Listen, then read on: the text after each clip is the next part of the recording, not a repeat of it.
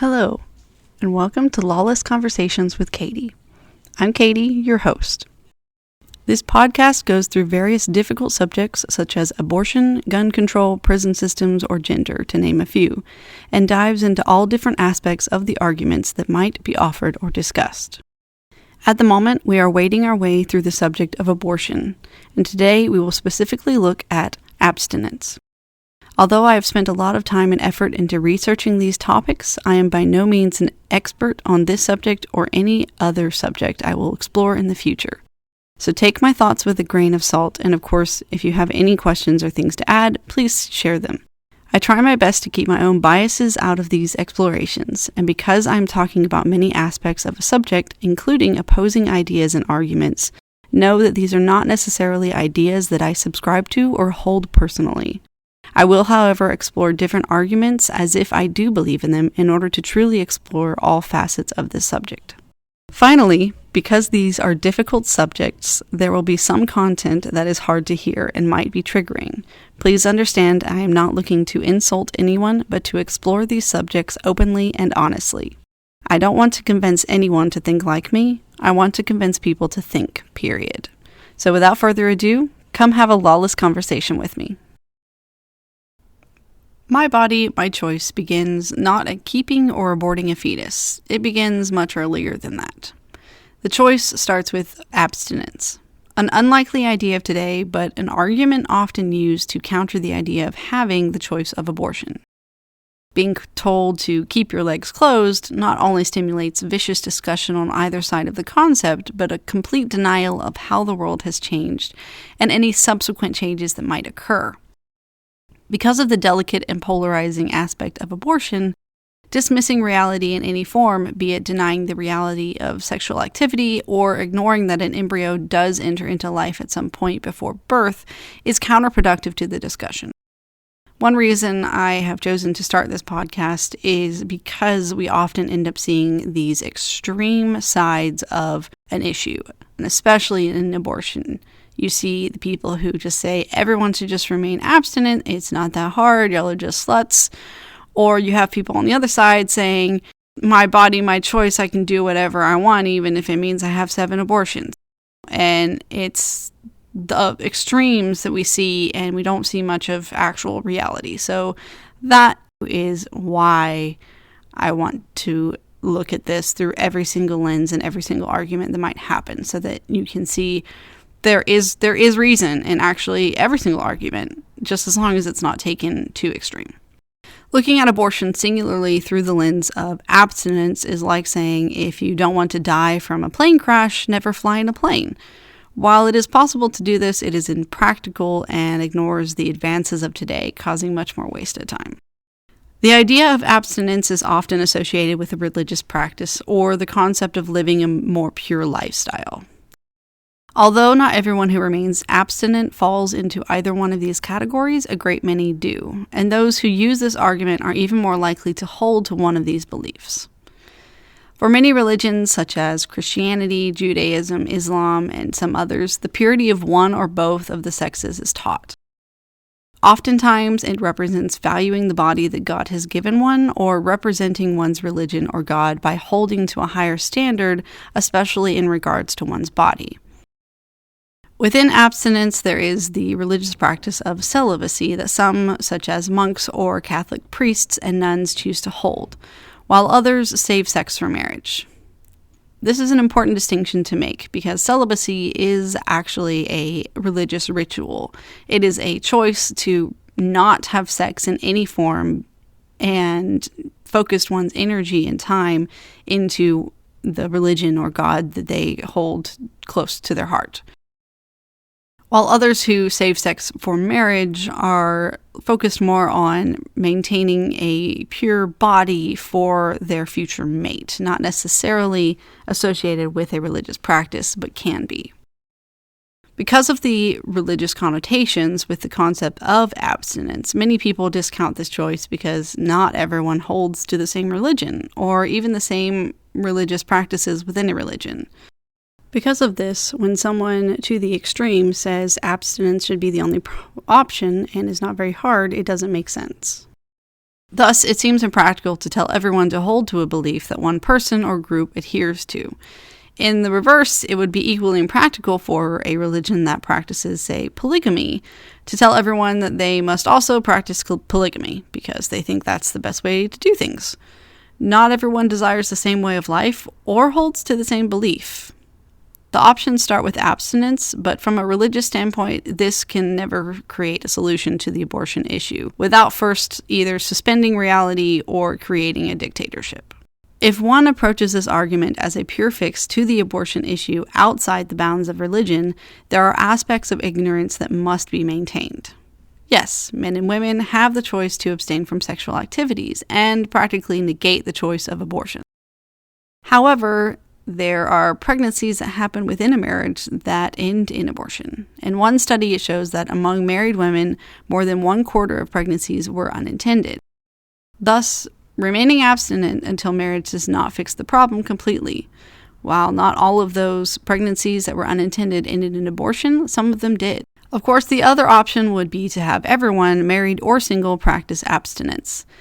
This would be an issue for the continuation of humanity, and even more, it would be an impossible law to regulate without turning the world into a prison where everyone's actions were watched and dictated by some governing power.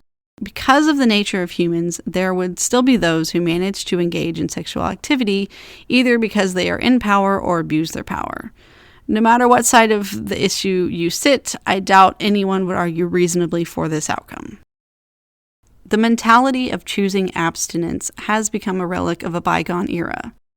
It is evident by the age of initial sexual activity being much younger than in previous eras that a return to the value system that promotes abstinence, apart from the avoidance of pregnancy, is not likely to happen.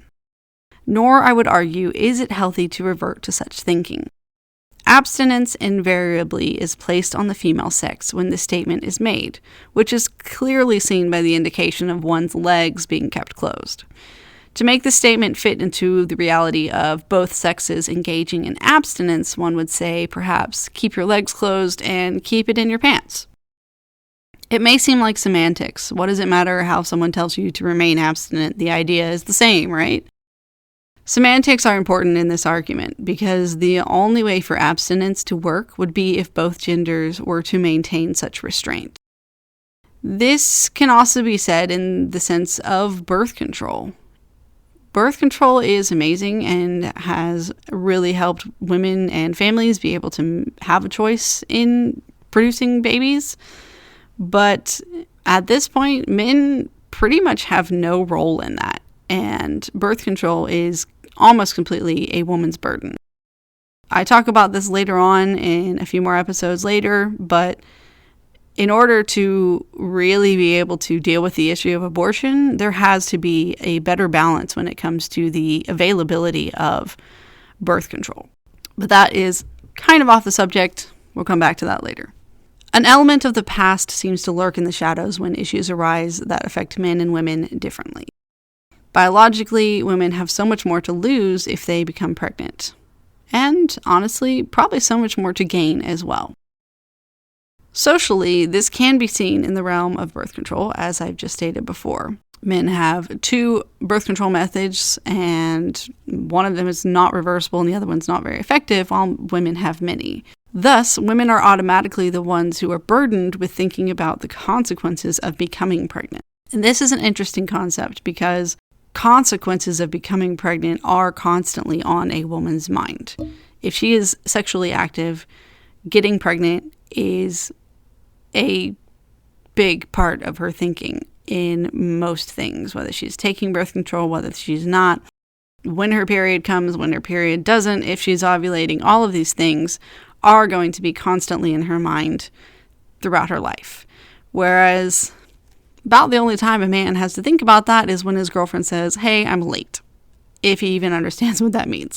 This translates into the abstinence discussion in that women will be expected to remain quote-unquote pure. Returning to a populace who considers abstinence to be the best option to avoid unwanted pregnancy could return our society to a practice of women being held to abstinence while men, by way of this underlying understanding that women are responsible for the avoidance of pregnancy, would not maintain such restraint. Thus, for abstinence as a core fix to abortion, there would need to be more balance between men and women in this issue before it could actually work, and even then, doesn't look likely. I make this distinction not to say that women have it so much worse than men or woe is women, but simply to show the disparities that are present in this subject. This is an unacceptable imbalance that would be difficult to avoid. It can also be seen through the numbers on adultery and divorce that remaining abstinent or even monogamous is not something men or women are capable of doing most of the time. All this being said, abstinence is certainly a choice that one can make before ever being faced with the choice of abortion. Abstinence is not an easy choice, like many in the abortion issue, and holds its own pitfalls if one fails to maintain it or succeeds in maintaining abstinence. Coercing everyone, however, to choose this option is impractical, unethical, unsustainable, and in many cases unwise if one would like to exist in a free society. Although the purpose of this podcast is for me to share my thoughts on various subjects, a part of that is also learning from people and hearing what others have to say. In lieu of that, I have some questions that I will ask at the end of each section. I hope that they will be engaging and produce a conversation amongst listeners and me. The first question with abstinence is, what is your experience with abstinence? For example, have you been able to hold to abstinence? Have you been told you need to hold to abstinence and don't feel like that's for you? Have you tried to hold to abstinence and failed? Share with me your experience. Second question, can you think of a way to create a society that offers abstinence as an only option and abortion is not available at all, that does not fall prey to a dictatorship model? If you are interested in commenting about this episode or answering any of the questions I just asked, you are welcome to. You can either send me an email at lawlessconversations@yahoo.com. That is LAWLESSCONVERSATIONS@yahoo.com. You can also comment on Twitter at lawlessconvos, LAWLESSCONVOS. Finally, you can also contact me on Facebook if you just look for Lawless Conversations, 2 different words, LAWLESSCONVERSATIONS. I look forward to hearing from you.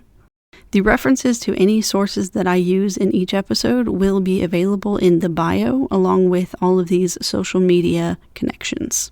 Join me next week as we talk to a couple who did actually maintain abstinence until marriage. Come hear their story. Thank you for joining me for this episode. I look forward to next week.